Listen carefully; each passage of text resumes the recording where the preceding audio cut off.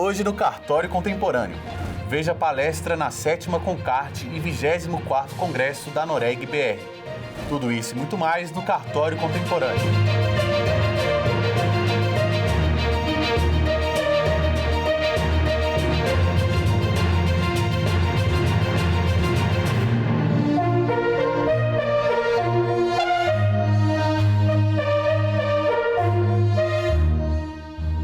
Nos dias 27, 28 e 29 de novembro, ocorreu o 24º Congresso Anoreg e 7ª Concarte.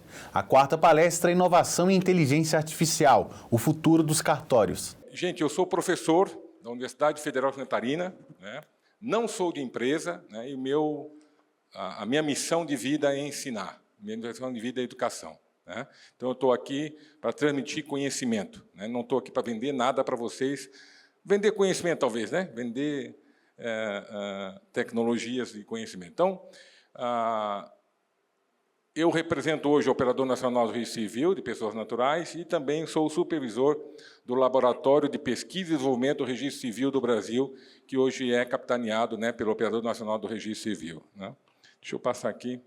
Então, eu estava falando sobre o contexto, né? Então, em 99, criamos então, o projeto Cartório Virtual. A partir de 2001, nós desenvolvemos uma série de trabalhos acadêmicos, né, relacionados à questão de tecnologias que pudessem ser utilizadas então, pelos cartórios brasileiros, todo tipo de cartório. Né? Nós fomos mal recebidos por vocês. Né? Eu lembro que eu mandava meus alunos, né, ir nos cartórios, vai lá e vê como é que eles fazem lá um reconhecimento de firma. E aí depois a gente faz no mundo digital, né? Vai lá ver como é que faz lá um registro qualquer, para a gente aprender a fazer, para que a gente tivesse conhecimento, tivesse a prática para levar para a universidade para a gente pesquisar, para a gente fazer desenvolvimento científico, né?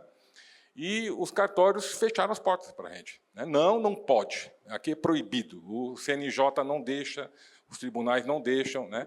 Então, eu pagava os meus alunos, vai lá e faz um reconhecimento de firma e vê como é que anota tudo, traz para cá e vamos discutir aqui no laboratório como é que é feito. E vamos desenvolver ciência, vamos escrever artigos, vamos quem sabe um dia eles vão usar isso. Né? Quem sabe um dia eles vão se aproveitar de todo esse conhecimento que a universidade está fazendo. Né? Então, a gente fez isso lá nos anos 2000, 2001, essas dissertações, trabalho de conclusão de curso, gestão de mestrado, tese de doutorado, estão todas disponíveis no site da universidade, tá? Vocês podem olhar lá. Né? Nós temos, por exemplo, uma tese de doutorado de 2001, onde nós detectamos que dentro dos cartórios o pessoal tinha muito medo do documento eletrônico, lá em 2001, né? Documento eletrônico, PDF, documento, será que o documento ele pode substituir o papel mesmo? Será que eu consigo assinar um documento eletrônico? Né? Então, uma tese de doutorado onde a gente discutiu, a gente fez uma comparação do documento papel com o documento eletrônico e descrevemos tudo como era que vai ser feito. A partir disso, nós desenvolvemos, então, sistemas de assinatura eletrônica, nós desenvolvemos sistemas de carimbo, né, botar data eletrônica, né, isso há quase 25 anos atrás. Né, foi feito na Universidade Federal de Santa Catarina, e todo esse conhecimento que nós desenvolvemos lá, que era destinado aos cartórios, acabou sendo destinado à ICP Brasil. E nós fornecemos tecnologia para criar a ICP Brasil, né? Nós fornecemos tecnologia para criar a ICP Educacional, Instituto de Estado Público Educacional, e, enfim, uma série de outras entidades aí. Né? O que a gente está fazendo agora? Né? A partir de 2019, nós começamos a estudar inteligência artificial, né? E a inteligência artificial para os cartórios. Né? Como usar nos cartórios? Né? Os cartórios de forma genérica. Né? E começamos a viajar o mundo. Viajamos Canadá, Estados Unidos, Europa. Me tornei cidadão eletrônico da Estônia. Né? A Estônia é o país mais avançado do ponto de vista de tecnologia de informação e comunicação do mundo. Então, fui lá, fiquei um tempo lá, conhecendo, vendo como é que é, e aprendendo, né? Vendo tudo, e sempre procurando entender como é que funcionava os notários, como é que funcionavam os registros públicos, né? Os registros eletrônicos nesses países todos e coletando informação. A partir de 2019, começamos a fazer isso. Né? E aí aprendemos, então, uma série de informações a esse respeito. Né? E aí, a partir disso, nós detectamos, né, que nós precisávamos de conhecer ferramentas privadas, ferramentas de código-fonte. Nós detectamos que a inteligência artificial ela não poderia ser privada, porque Quando a gente está usando no mundo, né, no mundo dos cartórios, nós temos muitos dados privativos, né, muitos dados das pessoas, não dá para botar em sistemas externos, né, no mundo, né, você tem que manter dentro do cartório, né. Então, a nossa intenção é, vamos botar o sistema de inteligência artificial dentro dos cartórios, não fora dele. Né? Então, a IA privada, né, dentro do cartório. Para isso, tinha que ser barato, tinha que ser fácil de fazer. Né? Então, a gente procurou desenvolver, não, mas procurar entender e procurar ferramentas que fossem de código livre, código open source, que pudesse ser usado por nós. Né? Bom, o que mais? Nós aprendemos metodologias, como desenvolver sistemas com inteligência artificial. Então, a gente sabe desenvolver software, né, aplicativos sem IA. Mas, ok, a IA, como é que eu faço botar IA dentro do meu sistema? Né? Como é que eu incluo lá? Então, a gente desenvolveu e aprendemos essas metodologias. Né? Aprendemos a monitorar os sistemas, agora com a inserção da IA. Né? Aprendemos também a como avaliar os sistemas, né, sem IA e com IA, para saber se a IA está dando alguma coisa boa, está, né, gerando alguma coisa interessante. Né? Bom, a partir disso, gente, nós criamos o seguinte, escrevemos um livro de mais de 500 páginas, que o livro está pronto, está em revisão final, mês que vem está sendo lançado em São Paulo. Né? Ele está uma versão em português, mas vai ter versão em inglês e também em espanhol, porque a ideia é divulgar esse mundo inteiro, com 13 capítulos. Nesse livro ele condensa, então, 5 anos de estudos, de trabalhos que nós desenvolvemos, então, principalmente para o registro civil, que era o nosso foco. Né? Temos um capítulo de introdução. O capítulo 2 é um capítulo que fala sobre teoria geral do registro civil e estatísticas vitais, mas no mundo. Né? Aquilo que o Banco Mundial, aquilo que a ONU, aquilo que as entidades do mundo inteiro entendem o que é registro civil e estatísticas vitais. Então, tem um capítulo só sobre isso. Ele não é específico do Brasil, é registro civil no mundo, nos países do mundo inteiro. Né? Depois, temos um capítulo que é registro civil no Brasil. Então, a gente conta como é que é, do ponto de vista teórico, o registro civil no Brasil. Todos os passos, as legislações, os regulamentos, os provimentos, a gente faz uma condensação para explicar como é que é o registro civil no Brasil. Notem, isso é um livro acadêmico, tá, gente? Isso é um livro de universidade. A gente tá usando esse livro agora, uma disciplina do curso, né, de graduação e mestrado em ciência da computação. Né? E o pessoal do direito faz tal. Então, é um livro acadêmico. Tá? Depois, temos um capítulo 4 que trata da inteligência artificial, conceitos. Né? Não tem ferramenta, só conceito. O que é essa tal da inteligência artificial? Como é que ela surgiu? Né? O que ela é? Quais os benefícios? Quais os malefícios? Enfim, nós estudamos, mas do ponto de vista técnico, do ponto de vista agnóstico. A gente não tem tecnologia. É um conceito geral que vai valer há mais de 10 anos, 20 anos, 30 anos. Né? Então, nós explicamos para o leitor o que é a inteligência artificial.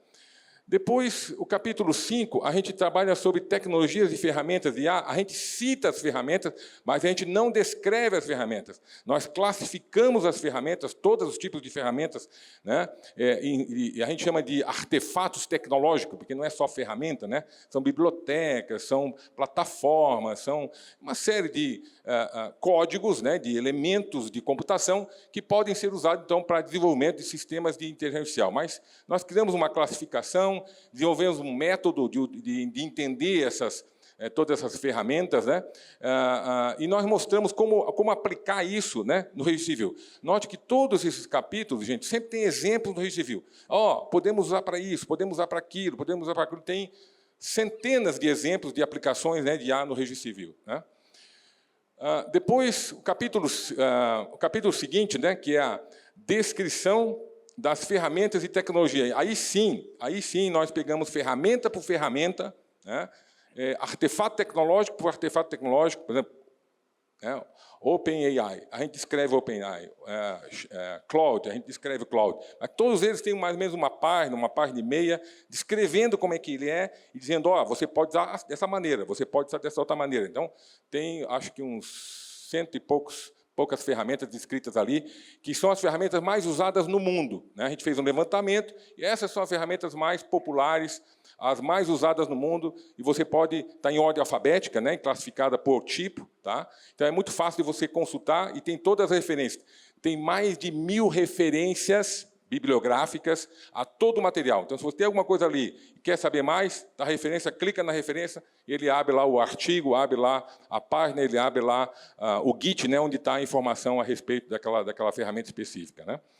Depois, gente, o que a gente fez? A gente fez um estudo do uso da inteligência artificial em serviços públicos, né? Ou seja, capítulo 7, nós estudamos como que os serviços públicos da Inglaterra, do Reino Unido, utiliza inteligência artificial, como no Canadá é usado a inteligência artificial, como da Europa é usada a inteligência artificial. E nós descrevemos esses casos de uso, os casos de sucesso do uso da inteligência artificial, né, para serviços públicos, né?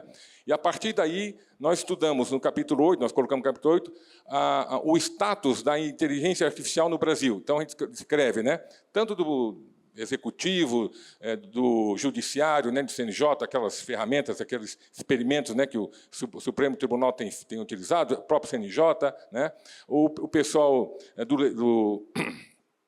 da academia, das empresas, né, as estratégias de governo para a implantação de inteligência artificial, a estratégia da Sociedade Brasileira de Computação, né, para o uso de inteligência artificial no Brasil, né, enfim. A gente descreve o estado da arte, né, da IA no Brasil, como é que ela está hoje, né?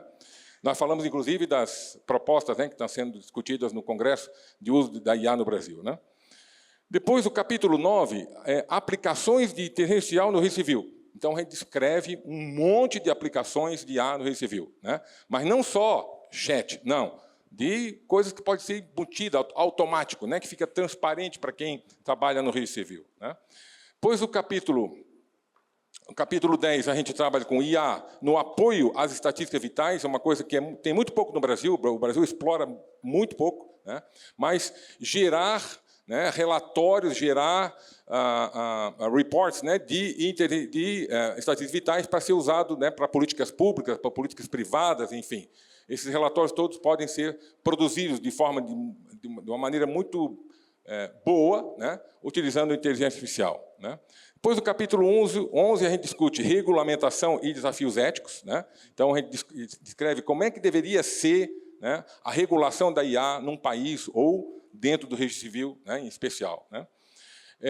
No capítulo 12, nós propomos um planejamento para a implantação da IA no registro civil brasileiro. Então, passo a passo, o que nós temos que fazer, metodologia, passo 1, passo 2, passo 3, e como implantar isso, né, aos poucos, essa IA no registro civil brasileiro, né?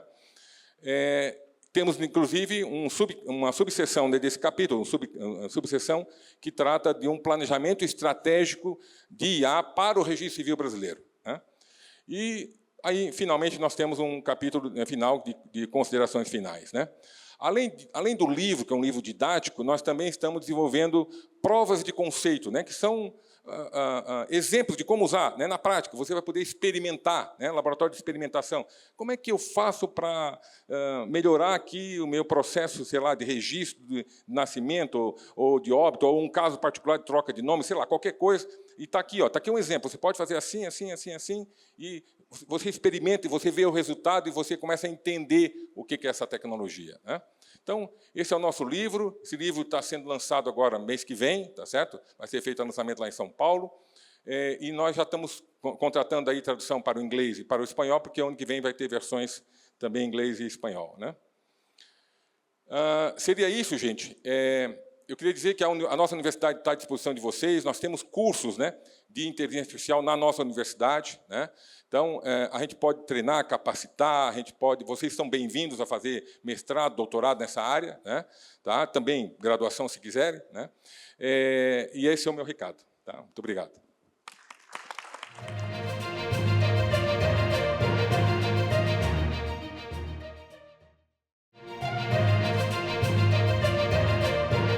A quarta palestra é Inovação e Inteligência Artificial, o futuro dos cartórios. Inteligência artificial é um tema super relevante, vem sendo super discutido, eu venho sendo muito chamado para falar sobre esse assunto. E eu queria tentar dividir aqui a minha explanação, eu vou tentar ser bastante objetivo, em dois movimentos que eu acho que são relevantes. Primeiro, falar sobre a perspectiva da tecnologia da inteligência artificial, e depois, acho que a gente entender e colocar algumas pautas que são importantes sobre o uso de AI. E eu gostaria de começar dizendo que, acho que para quem trabalha com tecnologia, para quem está todo dia ali utilizando inovação tecnológica, a gente escuta sempre falar de AI em painel, e eu acho que AI é a coisa mais normal do mundo para quem trabalha com tecnologia, né? A gente usa esses prompts todos os dias já há algum tempo.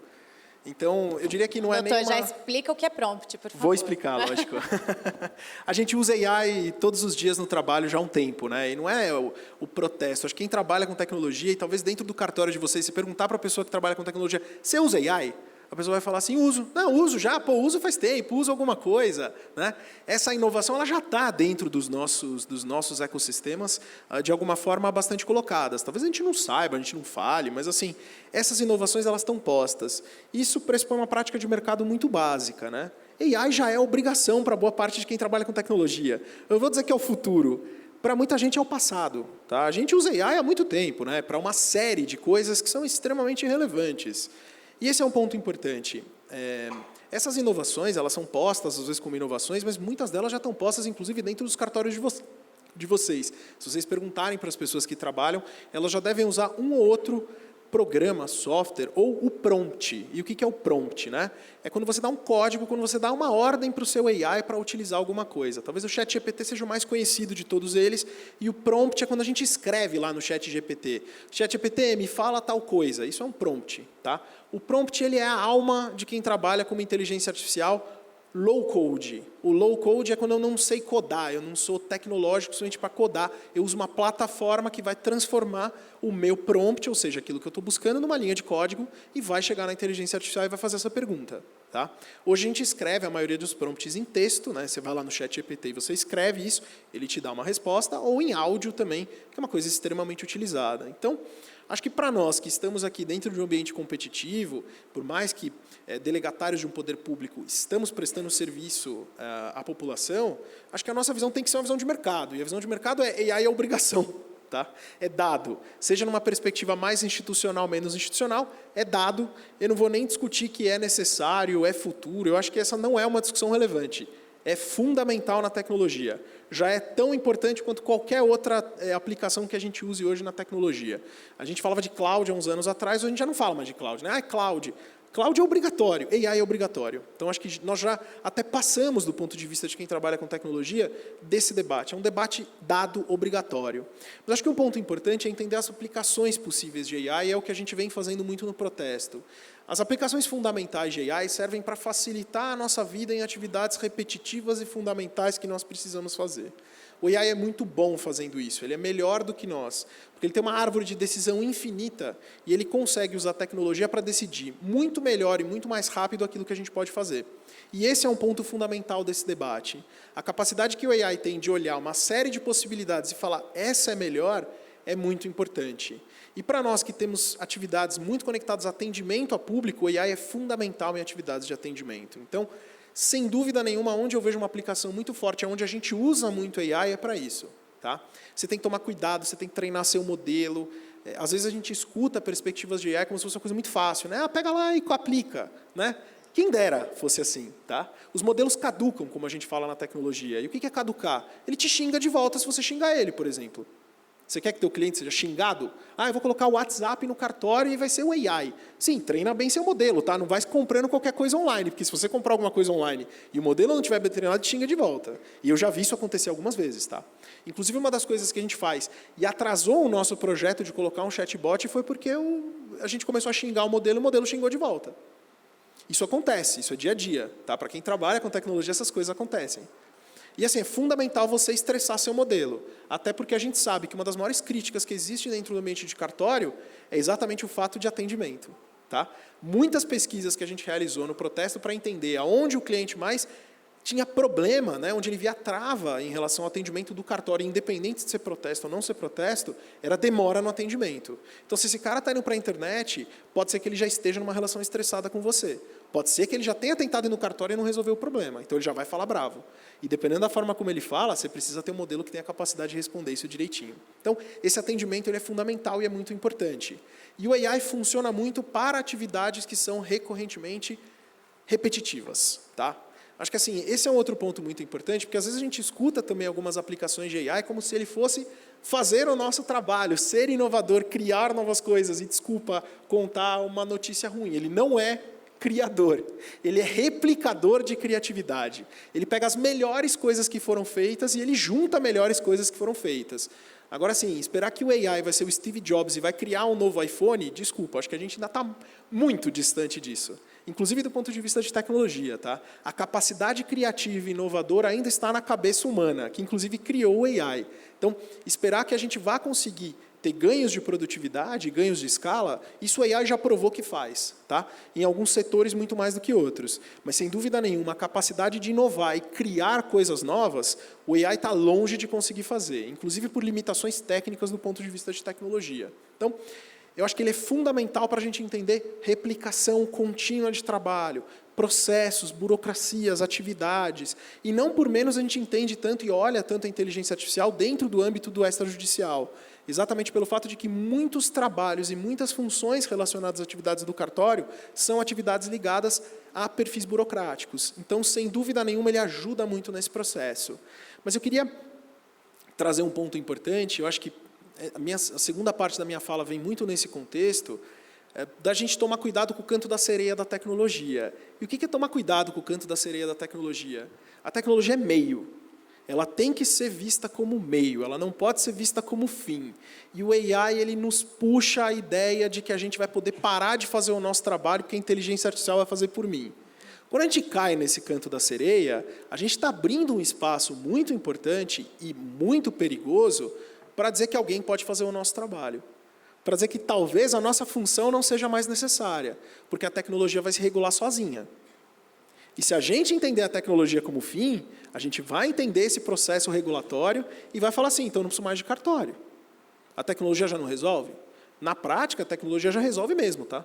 Ela gera chaves, ela tokeniza, ela dá a possibilidade de eu guardar o token no meu computador, ela cria uma rede de blockchain possível que eu guarde essas chaves com bastante segurança e bastante informação. Mas eu ainda preciso de um delegatário dizendo, isso aqui é válido, isso aqui é importante, isso aqui tem legitimidade. Tá? Do ponto de vista de ferramenta, a legitimidade já consegue fazer isso. Mas é fundamental que a gente consiga entender que não é a tecnologia sozinha que vai fazer isso. Nós somos um país historicamente complicado em relação à fraude, nós somos um país que temos um histórico que precisa ainda de bastante legitimidade, e a gente tem que tomar cuidado para entender que essa é uma ferramenta muito poderosa para reforçar a função fundamental do âmbito extrajudicial. E reforçar isso é extremamente relevante para continuarmos aqui. Até porque, de novo, se a gente acreditar que essa tecnologia traz finalidade ao nosso trabalho, a gente não precisa estar aqui mais. E, assim, há muitas movimentações acontecendo dentro desse debate. Se a gente acompanhar essas agendas, a gente sabe que esse é um debate. Não, a tecnologia já regula, não precisa mais. Não precisa mais de cartório. Para que tem cartório? Não precisa mais de cartório. A tecnologia já faz. Epa, não. Quem dá essa legitimidade ainda é o papel do cartório. E, de novo, num país como o Brasil, isso é extremamente relevante. Tá? Inclusive, boa parte dos debates que acontecem em âmbitos internacionais tem a ver com isso. A gente acha que a tecnologia é isenta, a gente acha que a tecnologia tem a capacidade de sozinha regular esse debate, mas ela não tem. Eu participei muito de uma série de discussões, eu era sócio do BTG Pactual, eu participei de muitas discussões nos painéis da FEBRABAN como responsável técnico na implementação da LGPD. E o meu principal debate era, legal, você está falando que a máquina vai julgar crédito, você vai dizer que a privacidade está dada. Mas não é bem verdade. Quando você pega essa base histórica, a base histórica de crédito no Brasil, por exemplo, replica desigualdades estruturantes que já existem no sistema brasileiro. Então, por exemplo, se você é mulher e se você é negra, você tem 80% menos de possibilidade de pegar crédito independente do seu perfil de renda, exatamente pelo fato que o modelo julga que você tem mais chance de gerar inadimplência. Então, a gente tem que tomar cuidado de enxergar essa isenção na tecnologia. A tecnologia não é isenta, ela está baseada em critérios sociais que estão postos. Então, é muito importante a gente entender isso, porque, de novo, quando a gente cai nesse canto da sereia, esse canto da sereia nos leva a pensar que o AI vai fazer tudo sozinho. Se ele vai fazer tudo sozinho, eu não preciso mais de extrajudicial. A gente tem que entender que essa solução ela é fundamental para reforçar a atividade, para dar legitimidade como meio e não como fim. Isso é fundamental, porque o uso da inteligência artificial é espetacular.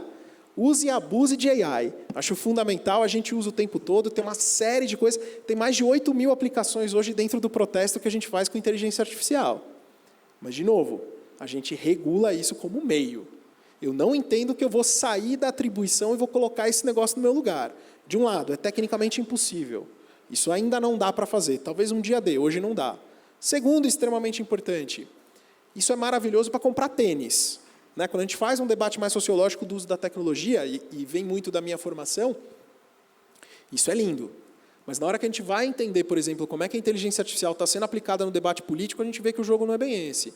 Quando a gente vê como é que a utilização dos algoritmos de redes que usam a inteligência artificial no debate político, não é esse. Tá? A gente vê outros movimentos, a gente vê coisas não necessariamente tão fundamentalistas. Então, acho que é sempre importante a gente aplicar o uso dessas soluções, principalmente nas frentes de atendimento. Para quem está ligado ao atendimento a público no cartório, use e abuse. O ChatGPT já é maravilhoso para esse tipo de coisa. Ele já te dá uma série de ferramentas e possibilidades legais. Você pode usar, principalmente hoje, a maior parte das soluções aplicadas estão ligadas exatamente ao fato de atendimento. Tá? As melhores aplicações de AI são muito legais dentro desse espaço. Mas, de novo, acho que é muito importante a gente também pautar um debate mais macro. E o debate mais macro da utilização da inteligência artificial é lembrar que a inteligência artificial precisa ser pensada como meio. Se ela for pensada como fim, arrisca a nossa vida, arrisca a nossa subsistência, arrisca a nossa atribuição. E aí eu estou falando, nossa, eu não sou tabelião, tá? Eu sou uma pessoa que vem de mercado, mas hoje me sinto tão parte do ecossistema do protesto como qualquer outra pessoa. Mas gostaria de deixar esse ponto, porque é um ponto muito importante também. Se a gente cai no canto da sereia, que essas soluções vão resolver toda a nossa vida, em algum momento pode acontecer o que a gente já vê como debate posto hoje na sociedade. Então, para que precisa de cartório? Então, para que tem fé pública? Não, a tecnologia autorregula.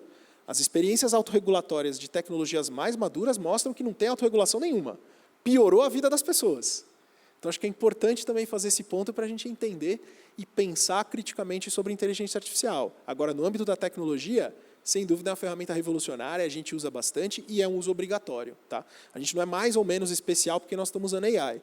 E acho que esse é um debate que a gente faz muito no protesto. Nós precisamos nos equalizar em relação ao que o mercado está fazendo. E o mercado já usa inteligência artificial há muito tempo.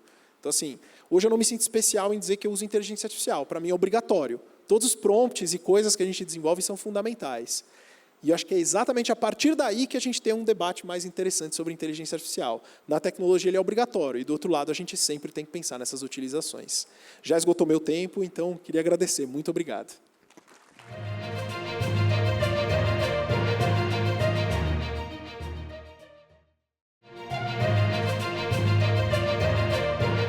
A quarta palestra é Inovação e Inteligência Artificial, o futuro dos cartórios. Eu vejo, sim, eu fico muito feliz que todas as atribuições já estão com projetos caminhando no sentido de implementação de inteligência artificial nas suas atividades. E acaba que a gente, mais ou menos, sabe onde funciona, né? O que a gente pode fazer na inteligência artificial. Eu sou Fernando Nascimento, né? Sou hoje vice-presidente do ONR e também diretor de tecnologia. E nós, lá no ONR, temos quando a gente entrou lá esse ano, começou em janeiro, a primeira providência nossa foi adotar, criar um departamento específico de inteligência artificial. Não havia na organização. Obviamente, isso é fundamental. É um departamento onde vai pesquisar, estudar inteligências artificiais, testar, fazer essas testagens, e a gente vê a inteligência artificial como uma commodity. Ou seja, temos várias inteligências artificiais aí, e a gente vai, na medida das necessidades, da conveniência, do custo, do resultado para o que você tem para aquela atividade que você precisa, você vai optando. Então, dessa forma que o ONR hoje vê inteligência artificial. Generativa, temos várias. Então, vamos adotar aquela que melhor se adequa para aquele momento nosso ali. E quais os casos de aplicabilidade no registro de imóveis? Hoje a gente vê blockchain, smart contracts, inteligência artificial, todas essas sopas de letrinha aí, palavras, no nosso dia a dia. E, assim, casos práticos. Tá? Eu vou trazer aqui um caso prático no registro de imóveis. Todos sabem, existe um provimento 143 do CNJ que determina que os cartórios de registro de imóveis precisam disponibilizar as imagens das matrículas, bem como o indicador real e pessoal para pesquisa. na respectiva plataforma nacional, que é o RI Digital. E a gente sabe que muitos cartórios já estão com essa atividade concluída, mas outros não. Então, como uma forma, uma necessidade que surgiu de apoiar esses cartórios, né, nessa solução, nessa entrega, foi desenvolvido um projeto de inteligência artificial no ONR, que a gente apelidou ali de inteligência artificial do registro de imóveis. Mas, obviamente, é apenas uma das ferramentas, né? Então, ela não contempla tudo. E ela tem ali o propósito, né, de cumprir o provimento, o prazo. O CNJ estabeleceu um prazo até 25 de maio do ano que vem, para que essas informações estejam disponibilizadas por todos os cartórios.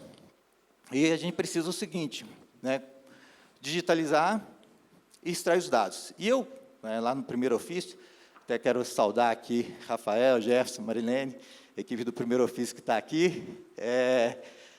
Quando eu entrei no cartório do primeiro ofício, em 2008, eu criei um grupo de pessoas, 16 pessoas que tinha em média na equipe, para fazer os indicadores real e pessoal. Levei 5 anos, né, para fazer, revisar tudo. E até hoje, às vezes, a gente tem ainda uma atividade de revisão nisso aí. Obviamente que a gente não tem esse prazo, os cartórios não têm mais esse prazo. Então, a gente precisava ter uma solução rápida para isso, né? Essa solução, então, ela vai ler, vai pegar a digitalização da imagem. Se o cartório ainda não tiver com a imagem digitalizada, existe um aplicativo para fazer a digitalização. Isso sobe numa plataforma do ONR, onde vai ter ferramentas de inteligência artificial lendo esse texto, essa imagem, e traduzindo aquilo em texto. Então, a gente fala extrair o texto bruto da matrícula, ou seja, o inteiro teor da matrícula. E essa inteligência artificial já faz isso com 99,7% de acuracidade, né? E aí você fala, mas ela tem 0,3% de erros, possíveis erros? Sim, mas eu falar que o humano erra mais, gente. Então, ela tem uma conversão muito melhor que a nós temos no dia a dia. Eu sei porque a minha equipe, a gente fazia o processo de revisão e a gente tinha um índice de erros das digitações. Com isso, né, a gente vai, então, estruturar esse texto. O cartório vai fazer a conferência desse texto, aprovar, e aí o que o Renato falava muito bem, a atribuição é do registrador de imóveis, a inteligência artificial é apenas uma ferramenta, o oficial de registro de imóveis vai lá, dá ok, né, e aí roda mais 2 inteligências artificiais, para extrair daquele texto os dados do indicador pessoal, nome, CPF, profissão, estado civil, etc., e os dados do imóvel, né? Apartamento, rua, bairro, cidade, etc., índice cadastral, que vai estruturar essa informação e disponibilizar para a consulta, formando, então, o indicador real e pessoal das matrículas. Tem um vídeo aqui, vou passar rapidinho, eu acho que é o próximo slide, sobre essa ferramenta.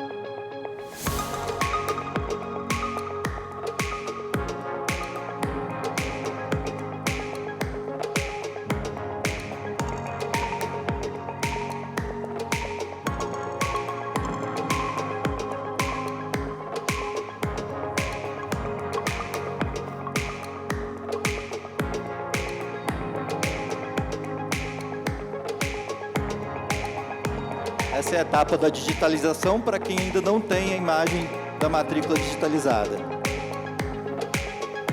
Pode ser feita por scanner normal ou pelo aplicativo, que é uma opção adicional.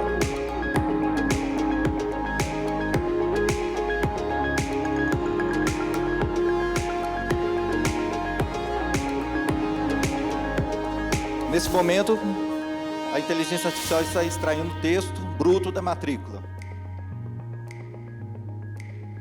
Para as matrículas manuscritas, e ainda existem alguns lugares que tem, a gente optou usar uma inteligência artificial que converte voz em texto.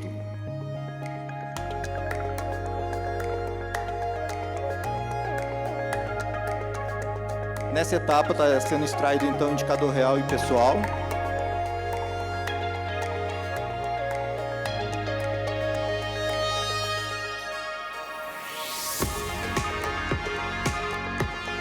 Obviamente, o cartório faz os ajustes necessários, faz as conferências, aprova.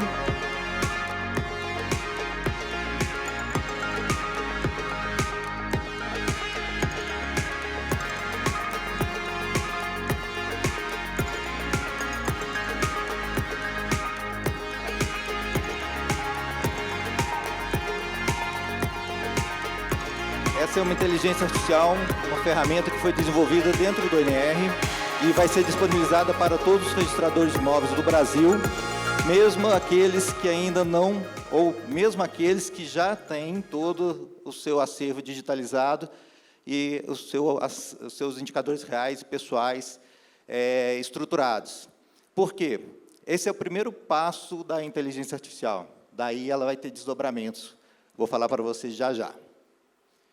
Então, esse é o RI digital, e, por coincidência, pessoal, exatamente hoje ele está sendo colocado em produção e disponibilizado para os cartórios. Primeiramente, aí eu já vejo registradores interessados, né? Primeiramente, tem um grupo de 10 cartórios que estão no piloto, para fazer todas as validações, e, na sequência, em 10 dias, vai estar disponível para todos os cartórios. Eu falei que esse é o primeiro passo, porque essa inteligência artificial, a gente viu que, para converter matrícula e estruturar indicador real e pessoal, ela teria uma vida limitada, mas ela tem muitas outras aplicabilidades. Então, quais são as outras aplicabilidades que a gente vai ter nos cartórios, nos balcões dos cartórios? A gente, embora o ONR tenha um projeto de registro eletrônico, que pressupõe que a gente vai receber um título em arquivos estruturados, que nossas matrículas vão estar em arquivos estruturados, e que nós vamos processar isso tudo de maneira estruturada, o título físico vai continuar chegando no cartório. A gente não vai poder falar assim, agora eu estou no sistema de registro eletrônico, não vou receber mais a escritura lá no balcão do cartório em papel. Não tem como e não podemos fazer isso, né? Ou, às vezes, a gente vai receber pelo R Digital, plataforma do ANR, né, onde todo o público pode solicitar os serviços, mas esse arquivo ele vai estar apenas digitalizado. Ele não vai ser um arquivo estruturado, vai ser uma imagem de uma escritura do contrato. Nesse caso, a gente vai usar, e falou que foi falado o termo aqui, treinar a inteligência artificial, nós vamos treinar a inteligência artificial para ler esses documentos e também extrair desses documentos as informações necessárias para o que a gente precisa fazer dentro do cartório. Então, em vez de a gente ficar digitando nos campos dos sistemas as informações, a inteligência artificial vai fazer isso e vai fazer a imputação para a gente dentro do sistema. Uma outra utilidade extremamente importante, a estruturação da situação jurídica atualizada na matrícula. Como eu disse, o ONR tem alguns projetos importantes, né, estruturantes para o registro de imóveis. Um deles é o PID, que é o Programa de Inclusão Digital. Esse programa é focado nas serventias de pequeno porte, que têm dificuldade de tecnologia, né, e tivemos uma versão ano passado e outra versão esse ano. Então, esse ano tem mais de 1.000 cartórios contemplados no PID, recebendo computadores, scanners, servidores, né, para que possam adotar esse processamento, né, essa, vamos dizer, transformação do sistema de registro de imóveis. E foram aplicados, então, nesse projeto, 20 milhões de reais só esse ano, mais 10 milhões no ano passado. E um outro projeto que a gente tem é o Sistema de Registro Eletrônico de Imóveis, né, onde hoje a gente tem um processo em transição misto, né, a gente recebe um documento, ainda que ele esteja eletrônico, a gente faz um processo inverso, a gente imprime uma matrícula e depois digitaliza esse processo.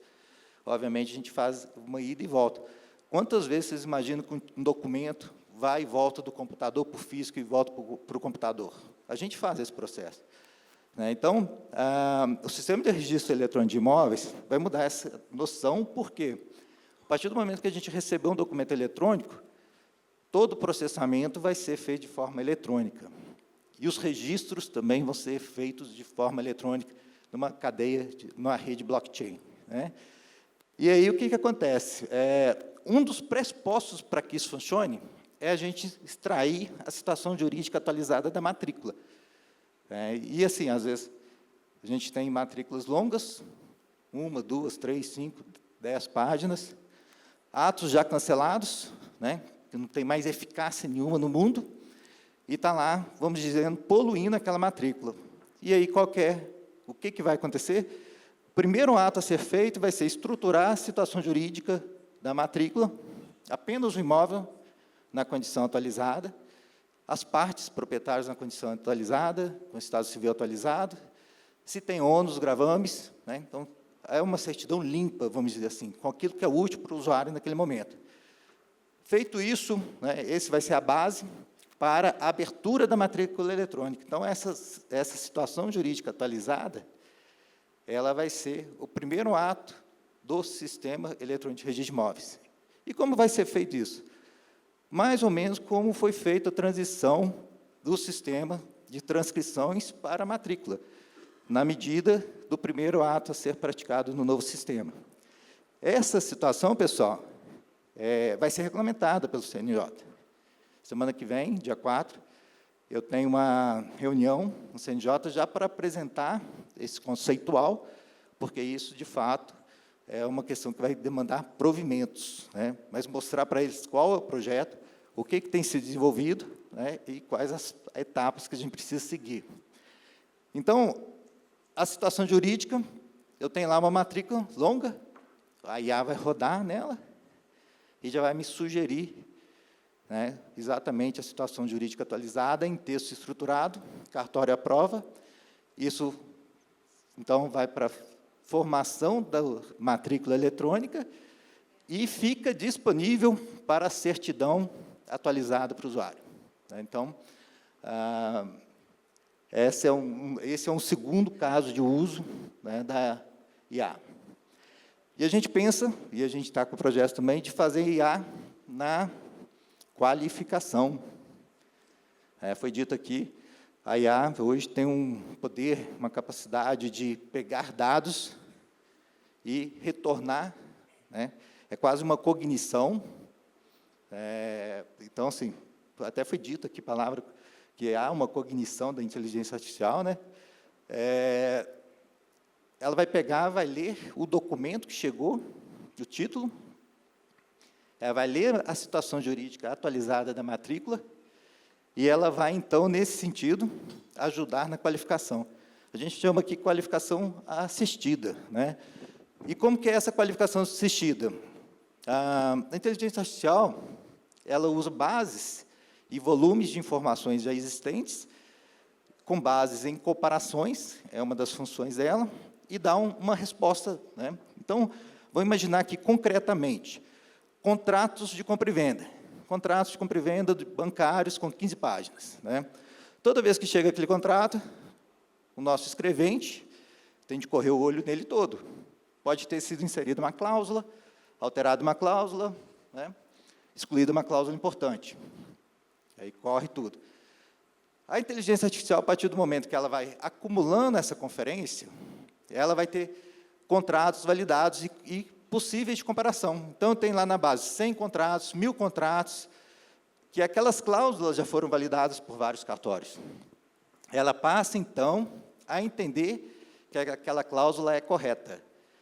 Se, de repente, no mesmo modelo de contrato, chega uma cláusula diferente, o que ela vai fazer? Opa, alerta, alerta, cláusula nova, o que eu faço aqui? Cuidado.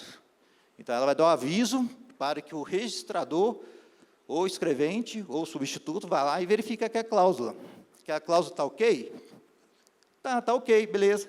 Um cartório validou, 2 validaram, 3 validaram. Na amostragem de validação, ela fala assim, opa, os cartórios validaram, essa cláusula é verdadeira. Passa a considerar a cláusula verdadeira. E assim sucessivamente. A cláusula excluída, a cláusula alterada, ela vai poder ser conferida, os contratos vão poder ser conferidos dessa forma, né? E um outro uso dela vai ser para ajudar na qualificação registral dos princípios, compatibilidade dos princípios registrais. Nós temos de observar, por exemplo, princípios da continuidade, especialidade objetiva, subjetiva, disponibilidade, territorialidade. A inteligência artificial, os prompts, né, Renato, treinados para isso, vai poder nos falar, opa, foi observada a continuidade? O vendedor João, que está no título, é o vendedor João que está na matrícula? Se sim, ele validou para a gente. Se não, novo alerta, o oficial vai, então, ser alertado para verificar. Assim também com os requisitos registrais. É um contrato de compra e venda, tem de ter preço, parcelas, vamos dizer que tem um financiamento, taxa de juros, requisitos obrigatórios. A inteligência artificial vai falar, existem esses requisitos? Sim. E ela poderia até falar mais, se for treinada para isso. Existem juros extorsivos? Ela pode falar isso também. Então, assim, a infinidade aqui, pessoal, de inputs, da inteligência artificial e de respostas são inúmeros. E a ideia é que, com essa qualificação assistida, seja, na verdade, o Eduardo falou, agente. Quando ele falava em agente de AI, eu estava aqui, sentado aqui, com a Denise, falando, opa, é isso então. Nós podemos ter vários agentes de AI trabalhando no cartório. Até a gente brincou, né, Denise? Eu estava brincando com a Denise antes da apresentação do Eduardo, e ele falou assim, olha, eu me dupliquei aqui, fez aquele avatar e se tornou o Eduardo virtual. E eu estava falando exatamente com a Denise, ô, Denise, eu preciso ser 2, porque eu não estou dando conta de tantas atividades, tantas reuniões, E agora já tem a solução. O Eduardo está aí, cadê o Eduardo? Saiu? Pois é, eu vou procurar o Eduardo, eu vou falar, faz 2 Fernandos aí para mim, o Fernando ONR, o Fernando Core Minas, o Fernando primeiro ofício de rede de imóveis, então a gente vai se duplicando, triplicando, na medida que for necessário. Bom, outro caso de uso são os robôs pesquisadores, que são assistentes virtuais para conferência automatizada também. É possível. A gente tem várias rotinas de conferência. Certidão, estava válida ou não. O ITBI, alguns municípios pedem, exigem a conferência. O robô vai lá, bate na base e faz essa validação para a gente. A gente ganha em rapidez. Isso é o trabalho repetitivo. O Renato falou isso. Trabalho repetitivo que a gente pode realmente melhorar na nossa jornada no dia a dia. Geração de minutas. Olha aqui, daqueles dados, daquela qualificação que foi feita assistida, a inteligência artificial vai colocar as saídas, os arquivos de saída. O que vão ser esses arquivos de saída? Ela encontrou um erro naquela cláusula, ela já pode sugerir a nota devolutiva relativamente àquele item. Ela validou todas as cláusulas do contrato, validou todos os princípios registrais, beleza, ela pode apontar para a gente a minuta do ato registral a ser praticado. E aí basta o cartório ir lá, oficial, e aí eu falo que tem que ser oficial ou substituto, que é o responsável por isso. A inteligência artificial é apenas um meio, ela não substitui a atividade do registrador de imóveis, então o registrador vai lá e valida isso. Ela é um agente que pode ajudar e facilitar muito o dia a dia.